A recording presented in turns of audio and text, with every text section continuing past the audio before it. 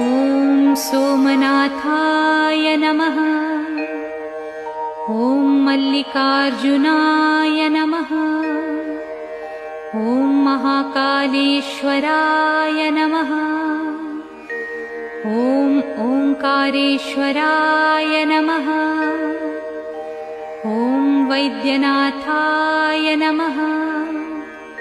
ॐ भीमशंकराय नमः। ॐ रामेश्वराय नमः।